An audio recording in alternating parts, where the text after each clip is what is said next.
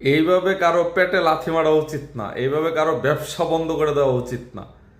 আপনারা নিয়ে যাবেন, নিয়ে যান, বাট কারো পেটে লাথি মারবেন, কারো রিজিকে হাত দিবেন, বা কারো ব্যবসা এভাবে আপনি হুটহাট বন্ধ করে দিবেন, এটা তো হতে পারে না ভাই। খানজাহান আলীর মাজারে যে কুমির সরানো হয়েছে, এটা সরানোকে কেন্দ্র করে ওইখানের যারা খাদেম আছে বা ওইখানের যারা এই বিজনেসের সাথে জড়িত, এই ব্যবসার সাথে জড়িত, তারা সেই কুমির আবার ফেরত চাচ্ছে। কেন ফেরত চাচ্ছে জানেন? কারণ ওই কুমির সরানোর পরে তাদের ব্যবসায় ধস নেমে আসছে। আরে ভাই, খানজাহান আলীর মাজারকে কেন্দ্র করে এখানে একটা গোষ্ঠী বা একটা সিন্ডিকেট তৈরি হয়েছিল, যারা মানুষের আবেগকে কাজে লাগিয়ে তারা সেখানে ব্যবসা বাণিজ্য পরিচালনা করত। খানজাহান আলী উনি হচ্ছে আমাদের বাংলাদেশে ইসলাম প্রচারের জন্য এসেছিল। উনি মৃত্যুর আগে এটা বলে যায় নাই যে আমার মাজারকে কেন্দ্র করে তোমরা এইসব ব্যবসা প্রতিষ্ঠান ঘুরে তোলো। উনি একজন ইসলাম প্রচারক ছিলেন।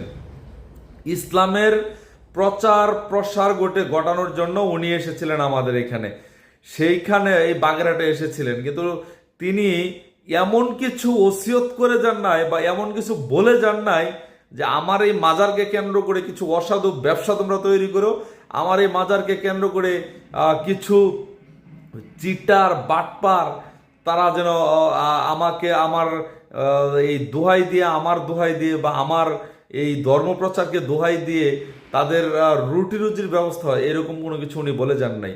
যারা এগুলা করছে এরা সবাই বাটপার, চিটার ভাই।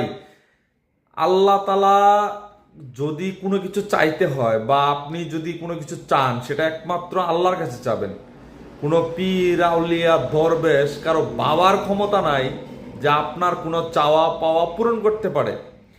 আপনি একজন মুসলমান যদি হয়ে থাকেন, এক আল্লাহর নবীর আসলে যদি বিশ্বাস করে থাকেন, তাহলে আপনার এটাও বিশ্বাস করতে হবে যে কোনো পীরের ক্ষমতা নাই বা কোনো বাবার ক্ষমতা নাই যে আপনার কোনো চাওয়া বা আপনার কোনো স্বপ্ন কোনো বাবা পূরণ করতে পারবে, কোনো পীর পূরণ করতে পারবে।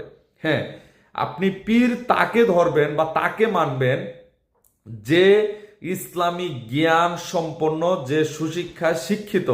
আপনি একটা ভুল শিক্ষা নিয়ে আছেন বা একটা ভুল ধ্যান ধারণা নিয়ে আছেন, সেটা সংশোধন করার জন্য আপনি ভালো একজন ইসলামিক স্কলারের কাছে যেতে পারেন, ভালো একজন আলেমের কাছে যেতে পারেন।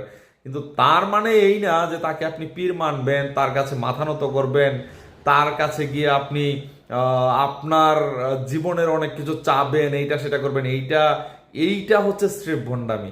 সুতরাং